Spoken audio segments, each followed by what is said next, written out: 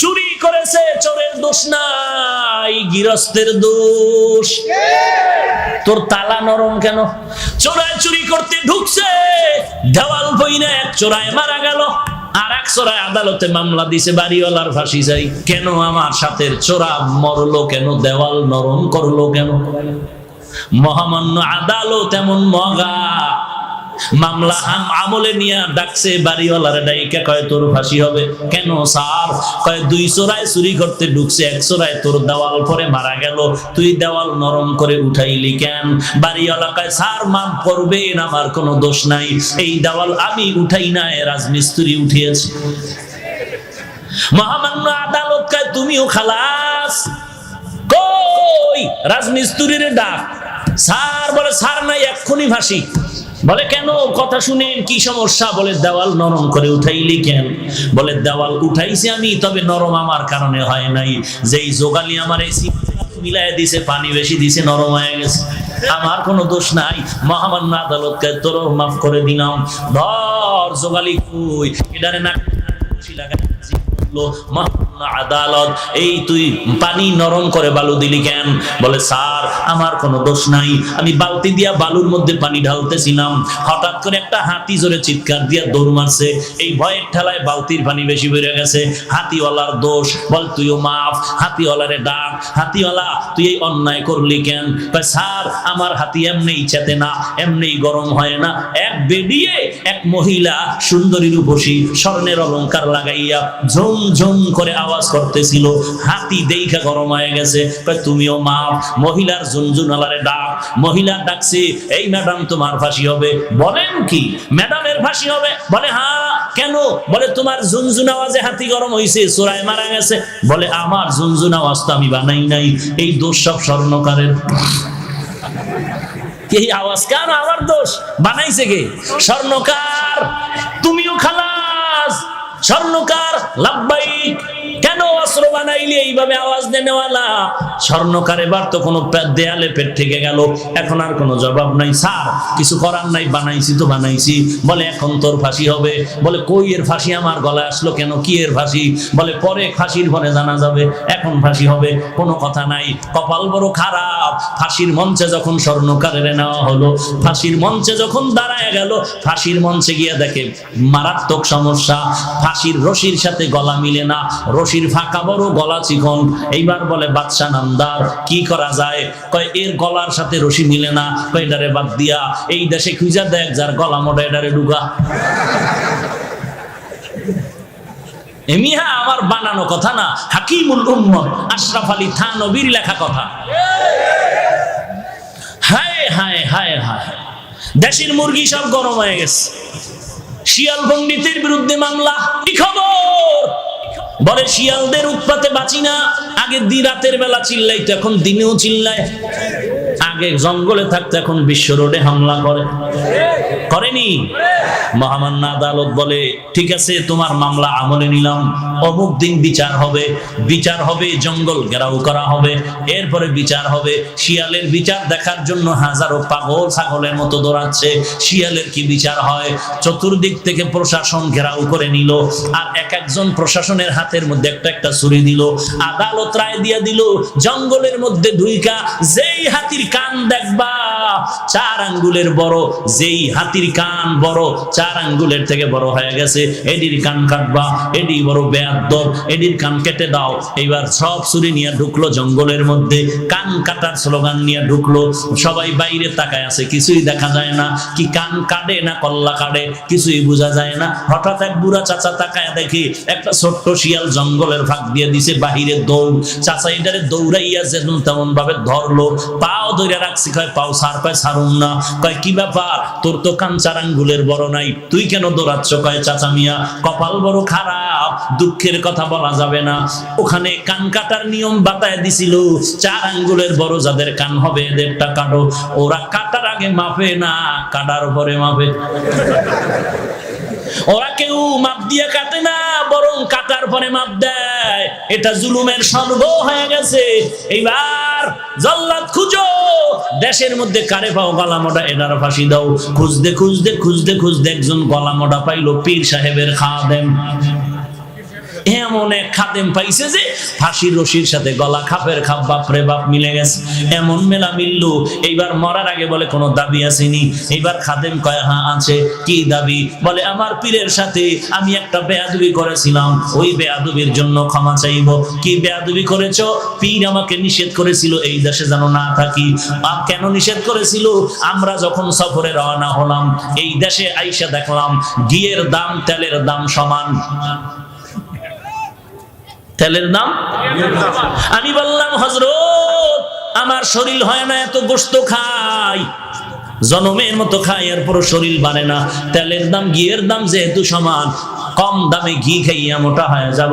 আমার পীর বারবার বলছে এই দেশের ঘি খাইয়া মোটা হইলে বিপদে পড়বি, কেন এত দামি ঘি, কেন কম দামে পাইলে খাবো না? পীর বলছিল সাবধান, যেই দেশে তেলের দাম ঘিয়ের দাম সমান, ওই দেশে কোনো ইনসাফ নাই। যেই দেশে নারী আর পুরুষের দাম সমান, ও দেশে ইনসাফ নাই। যেই দেশে শিক্ষিত শিক্ষিতের মান সমান, এ দেশে ইনসাফ নাই। পীরের কথা আমি মানি নাই। আমি পীরেরে বললাম হুজুর যত বয়ান দেন ঘি না খাইলে কলিজা ঠান্ডা হবে না। হুজুর আমাকে বলল টের পাবি সময় মতো। এখন তো টের পাবো ভাব। আমার পীরের একটু খোঁজ করে দেখাও। পীরেরে তালাশ করে আনা হলো। হযরত জি মেহেরবানি করে মাফ করে দেন, মুরব্বির কথা না মানলে এমনই গজবে পড়া লাগে। এমন বিপদ আইছে, কোথার ফাঁসি আমার গলায় লাগতেছে, কোথায় জানি কি গ্যাঞ্জাম লাগছে, এখন আমারে ফাঁসি দিচ্ছে। সরকার আমারে দাওয়াত দিছে ফাঁসির জন্য। এই বিপদ থেকে বাঁচার উপায় কি? বলে মুরব্বি মানবি জীবন ভর? বলে হ্যাঁ মানবো। মুরব্বির সাথে বেয়াদবি আর করবি নি? কয় জীবনও করবো না। কয় এইবারও বাঁচার বুদ্ধি দেই, মরণের জন্য তুই পাগল হয়ে যাবি। তুই বলবি আমাকে তাড়াতাড়ি ফাঁসি দাও, আমারে তাড়াতাড়ি ফাঁসি দাও। এই কথা তোর কথা বন্ধ করবি না, এরপরে যা হওয়ার হবে। এইবার জল্লাদ যখন ফাঁসির মঞ্চে নেয়, খাদেম কয় আমাকে দাও। পীর সাহেব বলে খবরদার, এই খাদেমরে দিবা না, ফাঁসি দিলে আমাকেই দাও। দুইজন আর কিলাকিলি লাগছে ফাঁসি হওয়ার জন্য।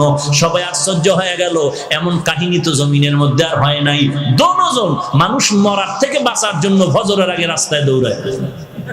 কথা ঠিক নেই? কিন্তু ফজরের নামাজ 4 রাকাত পড়তে মসজিদে ঢুকে কেমন কপাল পরা চিন্তা করতে পারেন? যে ডাক্তারের কথায় ফজরের সময় রাস্তায় দৌড়ায়, পাশে মসজিদে নামাজ চলে, 4 রাকাত নামাজে মসজিদে ঢুকে না। একটুখানি নেকের তরে রোজ হাসরের মাঠেতে, বাবা ঘুরবে ছেলের পিছে, ছেলে বাবার আগেতে। আহাতে মন কঠিন দিনেতে নামাজ তোমায় ভুলবে না, ঠিক মতো পড়িলে নামাজ জান্নাত তোমার ঠিকানা। ঘুমের চেয়ে নামাজ ভালো আর তুমি ঘুমাইও না, ঠিক মতো পড়িলে নামাজ জান্নাত তোমার ঠিকানা। আমার প্রাণের ভাই বোনেরা জলদি করে উঠে যাও, ওযু করে তাড়াতাড়ি নামাজ পড়তে লেগে যাও। আহা নবী বেনামাজির শাফাআত করিবেন না, ঠিক মতো পড়িলে নামাজ জান্নাত তোমার ঠিকানা।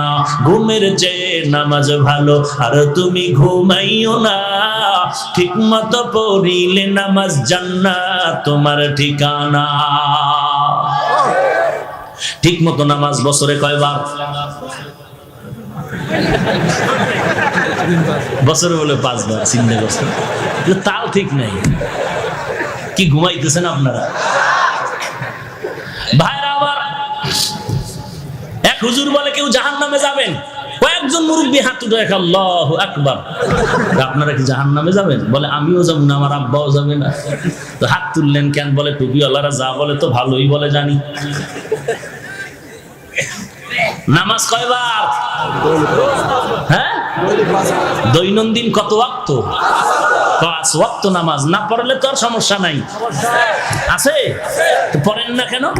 এই আশেকে রাসূল এখানে বসে আছেন, বয়ান শুনবে, এমনও টাটকা আশেক বসে আছে, ফজরের নামাজও পড়েন নাই, জোহর পড়ে নাই, আসর পড়ে নাই, মাগরিব পড়েন নাই, ইশা পড়েন নাই। সামনে ফজর পড়বেন কিনা আল্লাহ ভালো জানেন।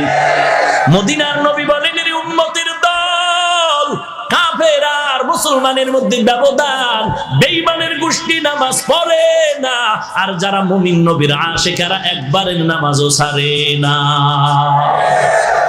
মকুন সুসতি নামাজে পাঞ্জে গানা ফাওয়াইলুল লিল মুসাল্লিন আল্লাযিনা মুমিনারা ইনামাজে এমদাদে দা ইস্তাঈনু আয়াতে কুরআবা আয়াতে কদ আফলাহারা ইয়াদেকুন গৌর কুন্দর মানিয়াজদিল সাদেকুন।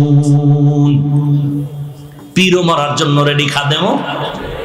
বাদশার কানে খবর গেল, স্যার এমন কাহিনী, পীরেও মরতে চায় মুরিদেও মরতে চায়।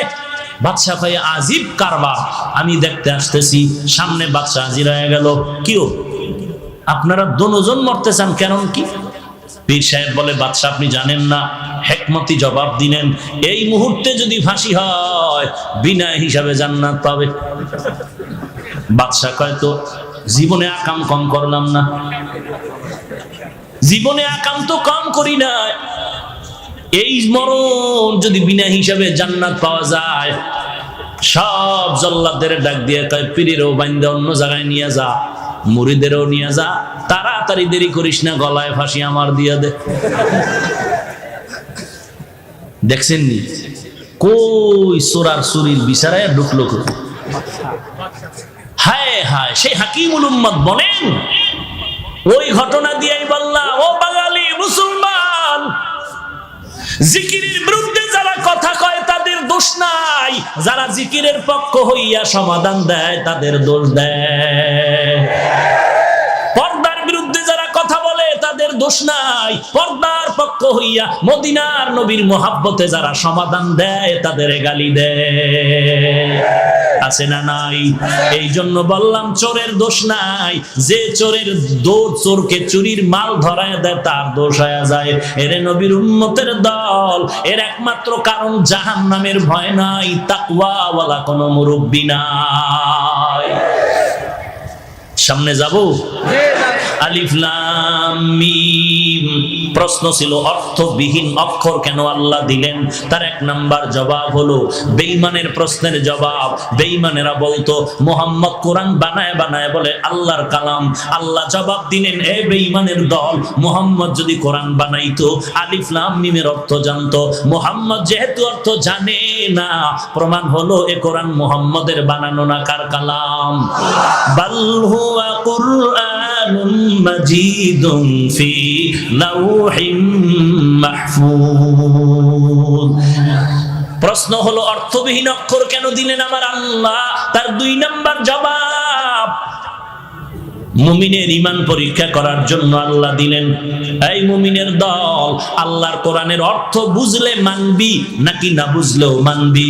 যারা বলবে আল্লাহর কোরআনের অর্থ জানলে মানি, না জানলে মানি না, 22 পাগড়ি লাগাইলো তা যাবে ঈমান।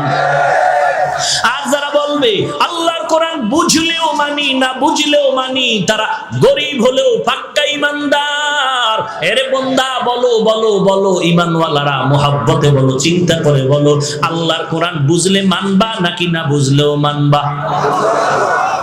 কি বুঝলে মানবেন, না বুঝলে মানবেন না? না বুঝলেও মানবেন সবাই। বেয়াদবি মাপ চাই, যদি হাত দেখতে চাই দেখাবেন, বাস হাত নামান। সবাই মানেন না, অর্থ না বুঝলেও মানেন, তাহলে তাদের ফতোয়ার কি জবাব দিবেন? ফতোয়ার যারা বলছে অর্থ না জেনে পড়লে লাভ নাই, আপনারা এই খবর জানেন না? হ্যাঁ, আরে ভাই, এক বয়ান 1 2 3 on 2 থেকে একেবারে 16 20টা পর্ব আকারে এরকম বক্তব্য বের হচ্ছে ইউটিউবের মধ্যে। অন পর্ব, দ্বিতীয় পর্ব, তৃতীয় পর্ব, পঞ্চম পর্ব, চতুর্থ পর্ব। পুরা পর্বের বিষয় হলো অর্থ না জেনে কোরআন পড়লে লাভ নাই। এইটা বুঝাইছে শুধু পর্ব আকারে বক্তব্য দিয়ে। আর আপনারা বলেন কোরআন শরীফের অর্থ না জেনে আমরা মানতে রাজি, আর তারা পর্ব আকারে বক্তব্য দিতেছেন অর্থ না জানি না পড়লে লাভ নাই। এখন তাদের ফতোয়া মানবেন? কথা বলেন। এখন যদি আপনি বলেন যে আমি তার বিরুদ্ধে বললাম, কেন তার বিরুদ্ধে বললাম? হ্যাঁ, কোরআনের ইজ্জত রক্ষার্থে উম্মতকে জাহান্নাম থেকে বাঁচাইতে যা বলার তা বলতে হবে। যদি কারো স্বার্থে আঘাত লাগে সেজন্য কিছু করার নেই। বুঝাইতে পারলাম? তাহলে কোরআনের অর্থ না জেনে পড়লে লাভ আছে না নাই? এবার শুনেন মদিনার নবীর কথা। ক্বালান নবিয়্যু সাল্লাল্লাহু আলাইহি ওয়া আলিহি ওয়াসাল্লাম মান ক্বারাআ হারফাম মিন কিতাবিল্লাহ ফালাহু হাসানা ওয়াল হাসানাতু বিআশরি আমসালিহা। নবী বলেন আল্লাহর কোরআনের একটা অক্ষর পড়লে সাথে সাথে একটা হাসানা পাইবা। একটা হাসানার পরিমাণ 10টা নেয়, হয় না? নবী বলেন লা আকুলু আলিফ লাম মিম হারফুন ওয়ালাকিন আলিফুন হারফুন ওয়া লামুন হারফুন ওয়া মিমুন হারফুন। আমি নবী বলি না আলিফ লাম মিম তিনটা মিলে একটা অক্ষর। আমি নবী না, আমি নবী বলি আলিফ আলাদা অক্ষর, লাম আলাদা অক্ষর, মিম আলাদা অক্ষর। যারা পড়বেন আলিফ লাম মিম সাথে সাথে 30টা নেক পেয়ে যাবেন। যারা বলে অর্থ না জেনে কোরআন পড়লে লাভ নাই, তাকে জিজ্ঞেস করেন আলিফ লাম মিমের অর্থ কি। নাম্বার 2, আজকে এশার নামাজ মাগরিবের নামাজ আপনারা পড়ছেন কিনা? পড়ছেন। ইমাম সাহেব সামনে গিয়ে কেরাত আসতে পারে না জোরে পড়ে? ইমাম সাহেব এমন একটা সূরা পড়ছে মুখস্থ, ওই অর্থ ইমাম সাহেব জানে না, আমরা মুক্তাদিরাও জানি না। বলে এনামগো নামাজ হবে নি? কোরআন তেলাওয়াতের সওয়াব পাবনি? আসেন 3 নাম্বার, রমজান মাসে খতমে তারাবি পড়েননি? 12 বছরে একটা হাফেজে কোরআন ইমামতির মুসাল্লায় গিয়া ওই 27শে কদর পর্যন্ত দৈনন্দিন 1.5 পারা 1 পারা পরে কোরআন মুখস্থ পড়তেছেন। হাফেজ সাহেব অর্থ জানে না, আমরা মুক্তাদিরা তো আগের থেকেই জানি না। বলে নামগো তারাবির তেলাওয়াতের সওয়াব পাবো না, গুনাহ হবে? এবার বুঝেন এই কথাগুলো বলার দরকার নাই তো। এটি বললেই তো পর্বওয়ালার চান্দি গরম হবে। আমি তো আর পর্বওয়ালার দিকে তাকায় কথা বলবো না, আমি তো উম্মতের ঈমান বাঁচানোর জন্য বলবো। কথা ঠিক কিনা বলেন? এখন যদি বলেন হুজুর অমুকের পিছে লাগলেন কেন, ওরে উনি কোরআনের পিছে লাগলো কেন, এটা না আগে জিজ্ঞাসা। আমি হুজুরের পিছে লাগছি, উনি কোরআনের পিছে লাগলো কেন, উনি সুন্নতের পিছে লাগলো কেন? এত দুনিয়ার বয়ান আছে, দুনিয়াতে কোরআন হাদিসের বয়ান, নামাজের বয়ান, ফরদার বয়ান, যাকাতের বয়ান সব বাদ দিয়া ওই উম্মতের মাঝে এমন বয়ান কেন করবে যেই বয়ানে উম্মতের আলেম ওলামারা, উম্মতেরা বিভ্রান্তে পড়ে যায়? ভাইরা আমার, কষ্ট হচ্ছে আপনাদের? আহা, লম্বা কথা, আর একটু সামনে আগাই। আমি যত তাড়াতাড়ি পারি গুছাই নিব। এই উঠবেন না কেউ, উঠলেই আমি হাত উঠাই ফেলবো। তখন কানলেও মোনাজাতের কান্দা হবে, বুঝেন নাই? তখন আর হাত নিচে নামবে না, কানলেও দোয়া হবে, মোনাজাতের কান্দা। চলবে আর একটু? থাকবেন সবাই? কারা কারা থাকবেন না?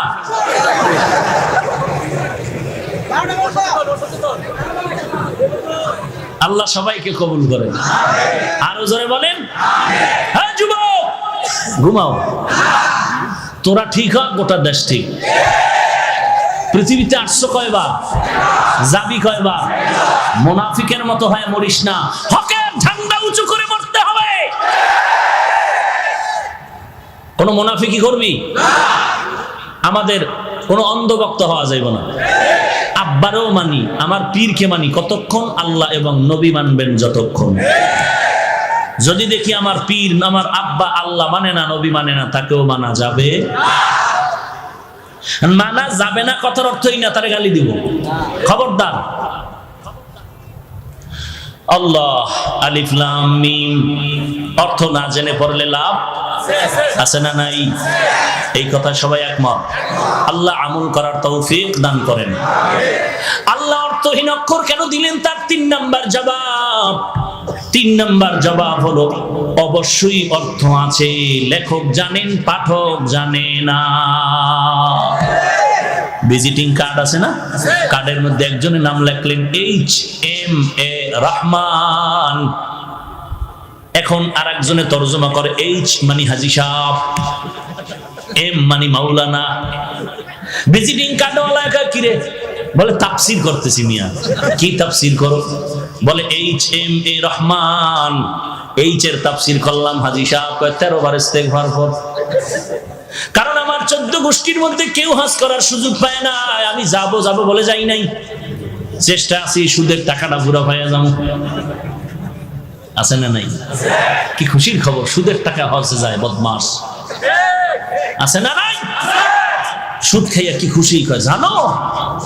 এই বিল্ডিং আমার সুদের টাকায়। ও ভাইজান, তুমি সুদ খাইয়া কি পরিমাণ নিচে নেমেছো? তোমার আপন মায়ের সাথে তুমি জিনায় গুনাহে লিপ্ত আছো। নিজের আপন মায়ের সাথে জিনার গুনাহে লিপ্ত তুমি। একটা নেক আমল আল্লাহর কাছে গ্রহণ হবে না। ভাইরা আমার, এরপরে বলে তুই এমদারা কি বুঝাইলি? বলে মাওলানা কয় জীবনে তো মাদ্রাসার বারান্দায় পাড়া দেই নাই, দয়নুস পর।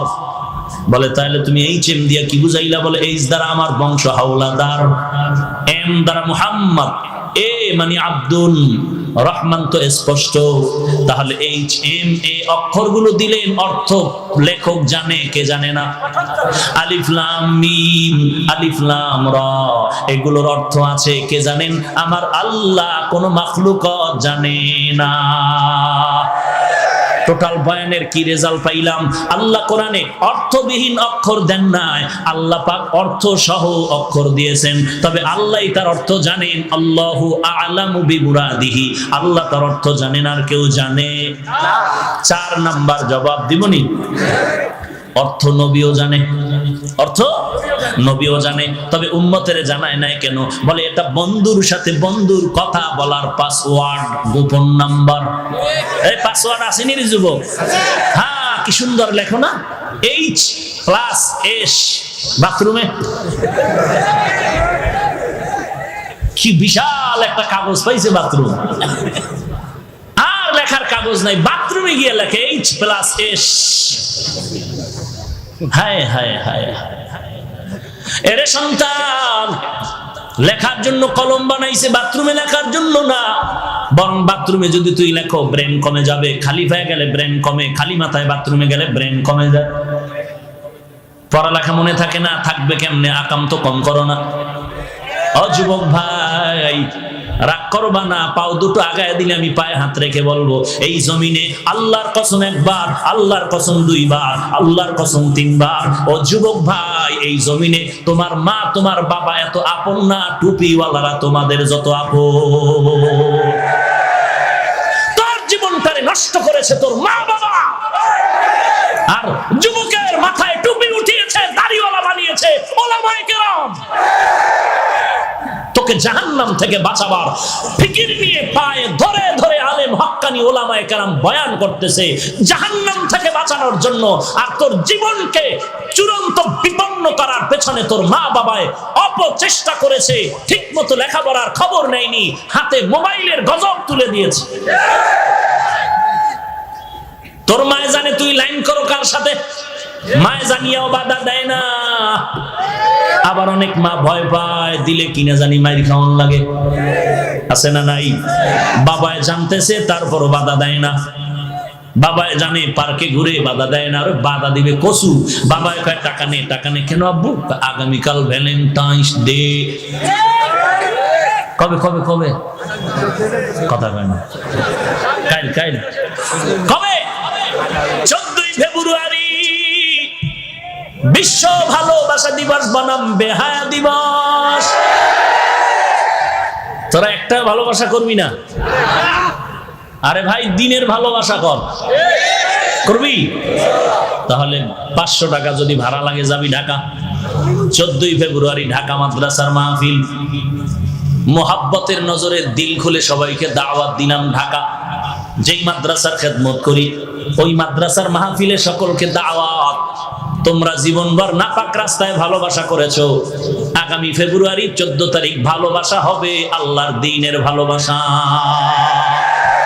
ইনশাআল্লাহ যাবেন ভাই? 200-300 টাকা খরচ হইব। এমনি তো আকামের ভালোবাসায় কি পরিমাণ খরচ করছো তুই নিজেও জানো না। তো আল্লাহর দ্বীনের ভালোবাসায় যদি ভাড়া লাগে 500 টাকা দিয়ে যাওয়া যাবে না?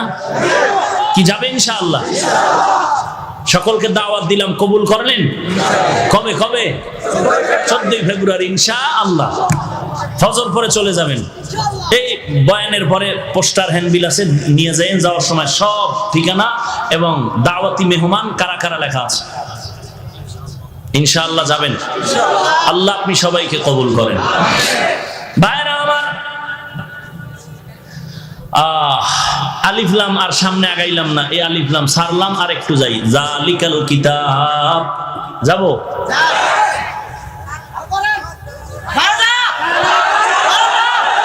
যালিকাল কিতাব, ভালো করে বুঝে। কোন নিকটের জিনিস ইঙ্গিত করার জন্য আমরা বাংলায় বলি এই, কোন দূরের জিনিস ইঙ্গিত করার জন্য বলি ওই, বলি না?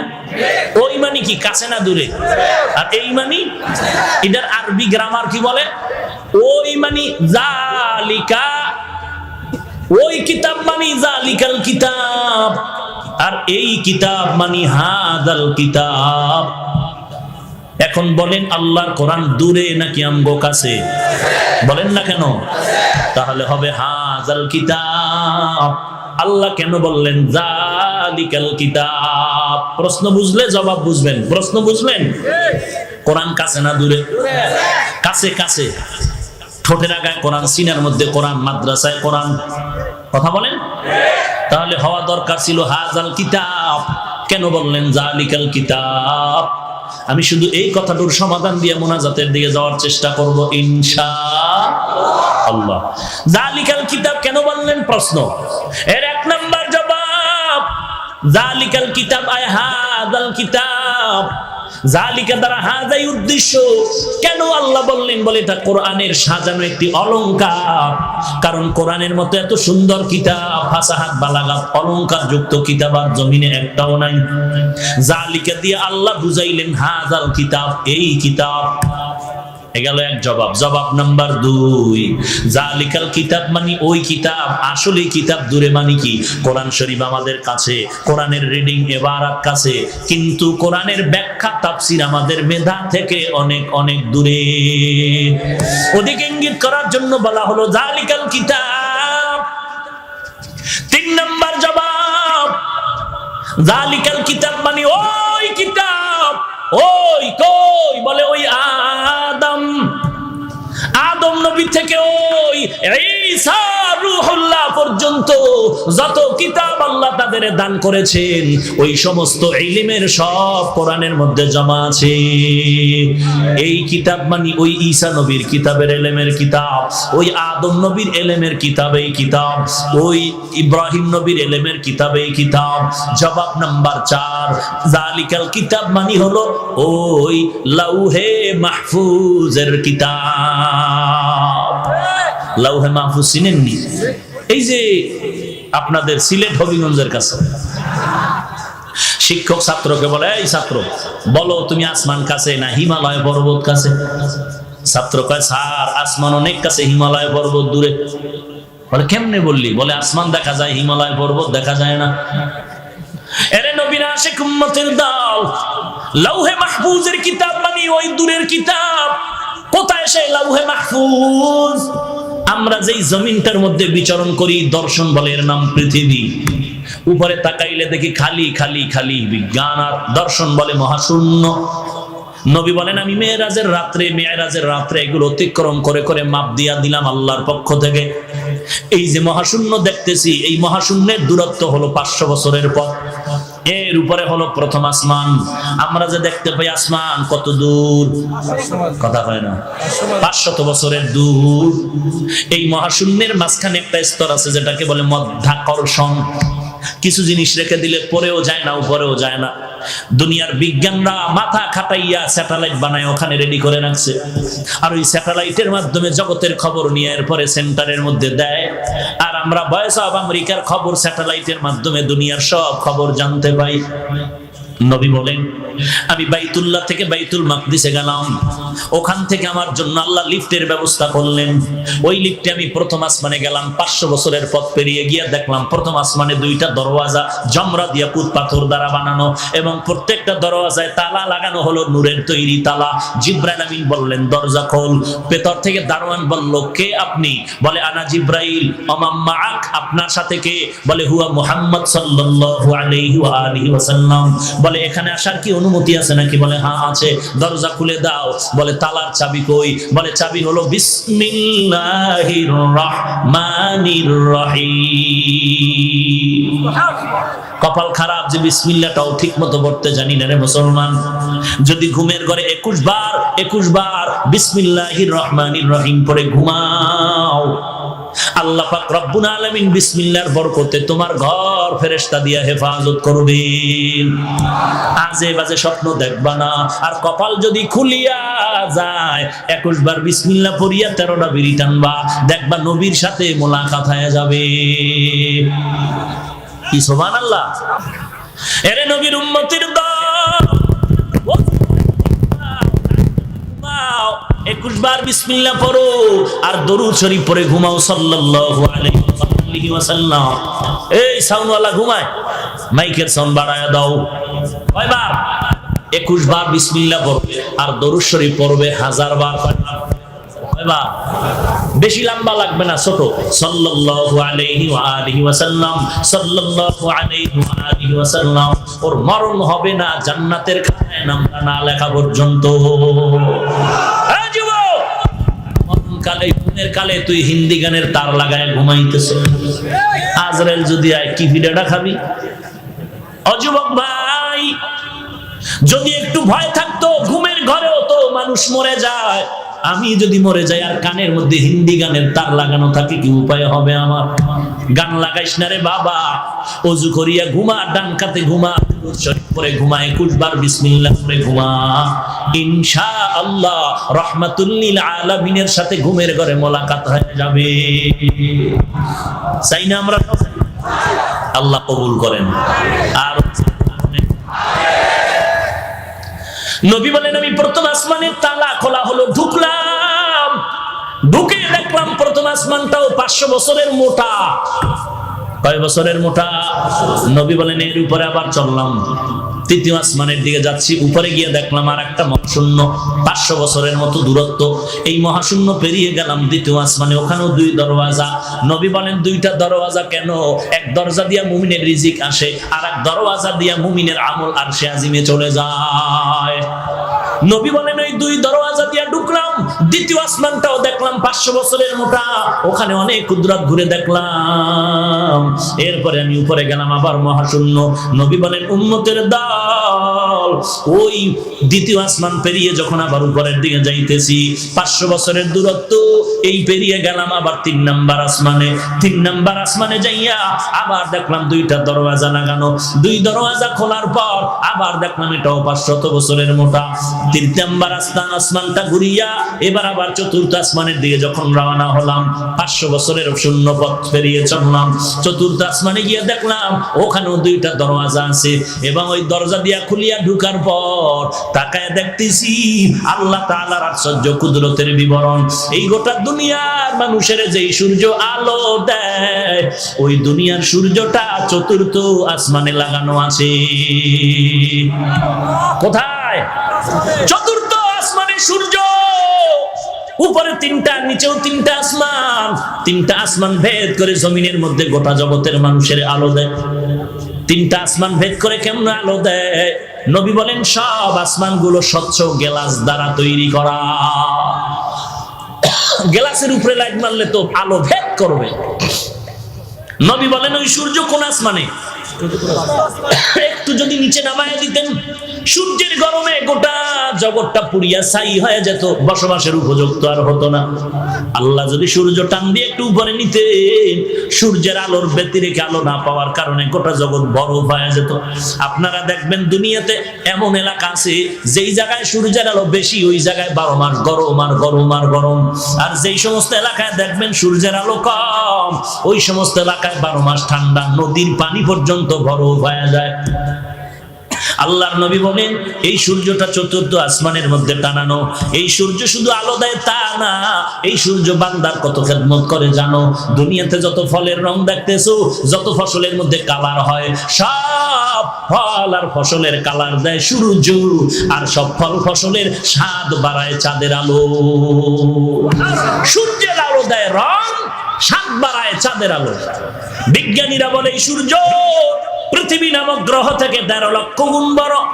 ওই চতুর্থ আসমানে সূর্য কত দূর? বলে 9,30,00,000 মাইল উপরে সূর্য। যদিও বিজ্ঞানীদের থিওরি আর হিসাবের মধ্যে মারাত্মক ভুল আর ভুল, কারণ ওরা কিয়ামতের আগ পর্যন্ত সূর্যের কাছে যেতে পারবে না। তবু একটা আন্দাজে জ্যামিতিক ম্যাট নিয়ে নিল, বলল যে পৃথিবী যত বড় তার থেকে 13 লক্ষ গুণ বড় সূর্য। কিন্তু পৃথিবীটা কত বড় বিজ্ঞান আজ পর্যন্ত আবিষ্কার করতে ব্যর্থ, কারণ এই পৃথিবীর উত্তর মেরুতে যাওয়ার পরে সূরা কাহাফের মধ্যে যুলকারনাইন বাদশার ঘটনা আছে। এমন 2টা পাহাড়ের পাদদেশে ওখানে একটা দেওয়াল লোহার প্রাচীর নির্মাণ করে দিলেন। ওই লোহার প্রাচীরের ওই পাশে একদল মানুষ, একদল জাতি আছে যাদেরকে ইয়াজুজ মাজুজ বলা হয়। ওরা প্রতিদিন সকাল থেকে সন্ধ্যা পর্যন্ত দেওয়ালটা জিহ্বা দিয়া চাটে। সন্ধ্যা যখন হয় পাতলা হয়ে যায়, বলে আগামীকাল এসে শেষ করে এদিকে ঢুকবো। ওরা পরের দিন এসে দেখে দেওয়াল আবার মোটা হয়ে গেছে। যেদিন এদিকে আসার সময় হবে সেদিন আল্লাহর কুদরত প্রকাশ হয়ে যাবে। সন্ধ্যাবেলা বিদায় নেওয়ার সময় বলবে ইনশাআল্লাহ আগামীকাল আইসা দেওয়ালটা চেটে শেষ করব। পরের দিন আইসা দেখবে দেওয়াল আর মোটা হয় নাই। ওই বাকি দেওয়ালটারে শেষ করে এদিকে আসবে। ওই ইয়াজুজ মাজুজের দলেরা কেউ 60 হাত লম্বা, কেউ 40 হাত লম্বা, কেউ 30 হাত লম্বা, কেউ 20 হাত লম্বা। এদের খানা হলো মানুষ খাবে, ধরে ধরে মানুষ খাবে।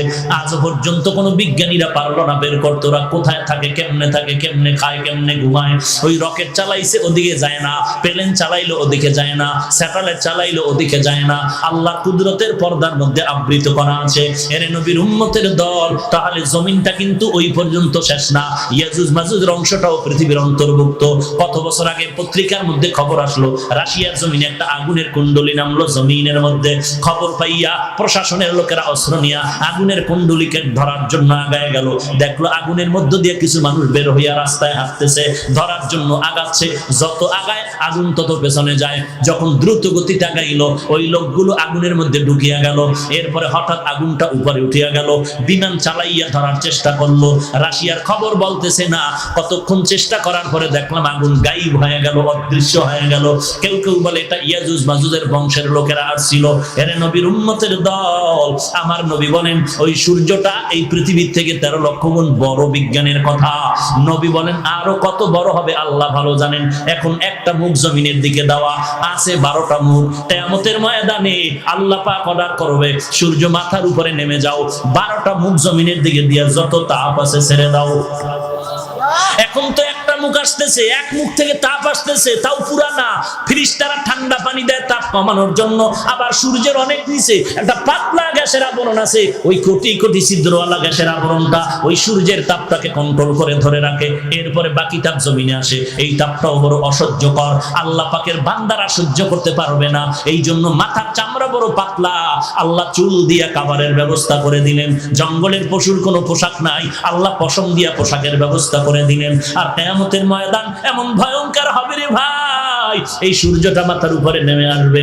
আল্লাহ বলবেন 12টা মুখ জমিনের দিকে দিয়ে দাও, যত তাপ আছে জমিনের মধ্যে ছেড়ে দাও। সূর্যের যখন তাপ দেওয়া শুরু হয়ে যাবে বেঈমান গুনাহগারের মাথার মগজ টাস টাস করে ফেটে যাবে। এমন চিল্লানোর আওয়াজ, কান্নাও বন্ধ হয়ে যাবে, রক্ত পড়া শুরু হয়ে যাবে। ওদিন কান্না করে আর নাজাত পাওয়ার উপায় থাকবে না। হ্যাঁ, একদল নাজাত পাবে যারা নেক আমল করলো, সুন্নাত মানলো।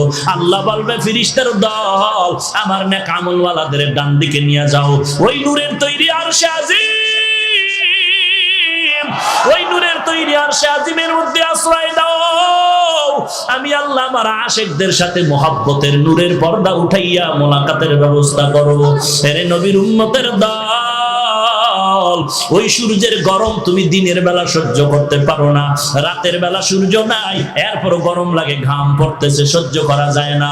গুনাহ নিয়া যদি কবরে যাও, কেমন করে সূর্যের গরমটারে সহ্য করবারে বাবা? সহ্য করতে পারবি না রে যুবক, গুনাহ করিস না রে ভাই। তোমার আমার মতো যুবক স্কুল কলেজে পড়ে এক ওয়াক্ত নামাজও বাদ দেয় না, আছে না নাই?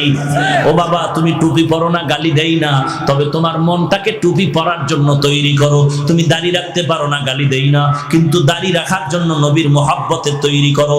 এ বাবা, তুমি শার্ট প্যান্ট পরো, গালি দেই না, তবে মদিনার নবীর পোশাকটা পরার জন্য দিলটারে তৈরি করো। যারা এই সুন্নতের আমলের আগ্রহ বয়ান দিয়া নষ্ট করতে চায়, খবরদার এদের বয়ান শোনার চেষ্টা করিও না। এরে নবীর আশিক উম্মতের দল, তুমি মনে করতেছো আমি হাফিজুর রহমান কোন দল করি? ভাই ভাই, এত চিন্তা কে তোমাকে করতে বললো? তুমি সব বাদ দিয়া দাও। কবরে গেলে কে কোন দলের লোক কোনো পরিচয় কিন্তু চাওয়া হবে না। দুনিয়াতে যেমন আসছিলাম সবাই এক। আপনারা কি লঙ্গি পরে আসছিলেন? সবাই কিন্তু একই অবস্থায় আসছিলাম। যাওয়ার বেলায় কিন্তু এক নাকি ভিন্ন? সবার কাফন হবে তিনটা, কালার হবে আলাদা। সবুজ রংওয়ালাদের কালার হবে সবুজ। তাহলে তুমি টুপির রং লয়া কিলাকিলি করো কেন? এই মূর্খ, কিলাকিলি করো কেন? সাদা টুপি, সবুজ টুপি, কালো টুপি। তাহলে মরার কালে সবুজ কাফন পরে মর, মরণকালে কাফন হবে সবার সমান, তিনটা কালার হবে কি? কথা কয় না, কালার কি সবার? তাহলে দুনিয়াতে আসাটাও এক, যাওয়াটাও এক, কালারও এক। তুমিও মুসলমান, আমিও মুসলমান, তোমার ধর্ম আমার ধর্ম এক, তোমার আল্লাহ আমার আল্লাহ, তোমার নবী আমার নবী এক, তোমার কোরআন আমার কোরআন এক, তোমার কাবা আমার কাবা এক। কবর হবে কি? নাকি তোমার দা 13 হাত লম্বা? না, প্রশ্ন হবে এক। তোমাকেও তিনটা প্রশ্ন, আমাকেও তিনটা প্রশ্ন করা হবে। তুমি কোন দলের নেতা, কোন দল করেছো, কোন পীর সাহেবের কাছে গেছো, প্রশ্ন করা হবে। সবার জন্য তিনটা প্রশ্ন। 1 নম্বরে রবের পরিচয় দাও, 2 নম্বরে ধর্মের পরিচয় দাও, 3 নম্বরে রহমাতুল লিল আলামিনের পরিচয় দাও। দুনিয়াতে যারা রবের সাথে জিন্দেগি চালাইলো তারা বলবে রব্বি আল্লাহ, আমার রব হলো আল্লাহ। যারা দুনিয়াতে ইসলাম অনুযায়ী চলছে তারা জবাব দিবে দীনি আল ইসলাম, আমার ধর্ম কি? ইসলাম। যারা নবীর সুন্নাত মানিয়া চলছে তারা আমার নবীকে দেখা মাত্র বলবে হুয়া মুহাম্মদ সাল্লাল্লাহু আলাইহি ওয়া আলিহি ওয়াসাল্লাম। আর যারা দুনিয়াতে রবের সাথে সম্পর্ক নাই, যাদের সাথে ইসলামের কোনো দেখা নাই, যাদের বডির মধ্যে সুন্নাতের আমল নাই, তারা তিনটা প্রশ্নের জবাবে বলবে হা হা লা আদরি, হা হা লা আদরি। আফসোস, বড় আফসোস, আমি কিছুই জানি না, কিছুই জানি না, বড় কপাল খারাপ। আল্লাহর অর্ডার হয়ে যাবে, ওরে ফেরেশতা কবরটা জাহান্নামের আগুন দিয়া ভরে দাও। একটা নয়, দুইটা নয়, 70 থেকে 99টা সাপ কবরের দুই পাশের মাটির চাপ। এরে নবীর উম্মতের দল, একটা বেতের বাড়ি কেউ হাতে দিলে ব্যথা পাই, সহ্য করতে পারি না। আর ওই কবরে গুনাহ নিয়ে গেলে মাটির চাপ কেমনে করে সহ্য করবা? ও মাধবপুরের মুসলমান, আল্লাহর কোরআনকে মিথ্যা মনে করিও না, নবীর কথাগুলোকে মিথ্যা মনে করিও না। আজকে তুমি নবীর তরিকা মানতে পারো না, অথচ নবীর আদর্শ দেখে কত হিন্দু মুসলমান হইতেছে, কত বৌদ্ধরা মুসলমান হলো, কত খ্রিস্টানেরা মুসলমান হলো। তুমি কেন পারবা না? আল্লাহর কাছে তওবা করো। আল্লাহ, এমন একটা কোরআন পাইলাম, ওই কোরআন সহিভাবে পড়ার তৌফিক দাও, ওই কোরআন সিনায় লাগানোর তৌফিক দাও, ওই কোরআন অনুযায়ী আমার জীবনকে চালানোর তৌফিক দান করো। নবীর সুন্নতের আমলওয়ালা জিন্দেগি আমাকে দান করো। এরে নবীর উম্মতের দল, যদি তওবা করার নিয়ত থাকে, গুনাহ নিয়ে আর কবরে যাইবা না। মুনাফিকি যদি না থাকে, গলায় ছুরি আসবে, মরে যাব, এরপর আর নামাজ বাদ দিব না, নবীর বিরোধিতায় টুপি ছাড়বো না, নবীর বিরোধিতায় মদিনার পোশাক বাদ দিব না, আর কোনোদিন মা বাবাকে কষ্ট দিব না, আর কোনোদিন আল্লাহওয়ালা আলেম ওলামাদের বিরোধিতা করব না। তওবা করার যদি নিয়ত হয়, খাঁটি তওবার নিয়তে দুটো হাত আল্লাহকে দেখায় দাও। আয় আল্লাহ, সবার হাত আপনি কবুল করে নেন। আয় আল্লাহ, সকলের তওবা কবুল করে নেন। তওবার উপরে মজবুত হয়ে চলার মতো তৌফিক দান করেন। আমাদের ঈমান আমল মজবুত করে দেন। আয় আল্লাহ, নবীর সুন্নাত ওয়ালা জিন্দেগি দান করেন। আলহামদুলিল্লাহি রাব্বিল আলামিন, ওয়াসসালাতু ওয়াসসালামু আলা সাইয়্যিদিল আমবিয়া ওয়াল মুরসালিন ওয়া আলা আলিহি ওয়া আসহাবিহি আজমাইন। ইয়া আরহামার রাহিমিন, ইয়া আরহামার রাহিমিন, ইয়া আরহামার রাহিমিন। রাব্বিরহামহুমা কামা রাব্বায়ানি সগীরা, রাব্বিরহামহুমা কামা রাব্বায়ানি সগীরা। ও দয়ার মালিক, কুদরতের নজর দিয়ে তাকায় দেখে এই মাধবপুরের ময়দানে কত উলামায়ে কেরামরা আপনার দরওয়াজায় হাত তুলেছে। আয় আল্লাহ, কত সাদা দাড়িওয়ালা হাজী সাহেব, কত মুরব্বীরা আপনার দরজায় হাজির হয়েছে। আয় আল্লাহ, কত ব্যবসায়ী, কত চাকরিজীবী, কত শ্রমিক, কত ছাত্র ভাই, কত যুবকেরা হাত তুলেছেন। আয় আল্লাহ, কত ছাত্ররা, মা বোনেরা পর্দার আড়ালে হাত তুলেছেন। দয়ার মালিক, এই ময়দানে আমাদের মতো গুনাহগার কেউ নাই। জীবন দুনিয়াতে আসার সময় কত ভালো ছিল, কতই না পবিত্র ছিল, প্রস্রাব মা বাবা এটা দোষে নিতেন না। আজকে সেই পবিত্র জীবনটারে কেন যেন গুনার কারণে নাপাক করে ফেলেছে। গুনাহ দিয়ে তাকায় দেখি রে মালিক, গুনাহের কারণে আমার হাত নাপাক, আমার জিহ্বাটা নাপাক, গুনাহের কারণে আমার চোখ নাপাক, আমার অন্তর নাপাক করে ফেলেছে। গুনাহের কারণে আমার পা দুটো নাপাক। এই হাতের দ্বারা কত গুনাহ করেছি, এই চোখের দ্বারা কত গুনাহ করেছি, বেগানার চেহারা দেখে দেখে কত গুনাহ কামাই করেছি, এই জবান দ্বারা কত গীবত শিকায়াত করে কত গুনাহ করেছি, অন্তর দ্বারা গুনার পরিকল্পনা করে নাপাক করেছি। আয় আল্লাহ, এই পায়ের দ্বারা কত গুনার পথে হেঁটে হেঁটে গিয়েছি। আয় আল্লাহ, আপনার মতো দয়াময় কেউ না। ও আল্লাহ, আমরা তো আপনার আদরের নবীর উম্মত, কত বড় বড় বেঈমানেরও তো আপনি মাফ করে দিয়েছেন, আমাদের কি ক্ষমা করবেন না? গুনাহগার বলে তাড়াইয়া দিয়েন না রে আল্লাহ।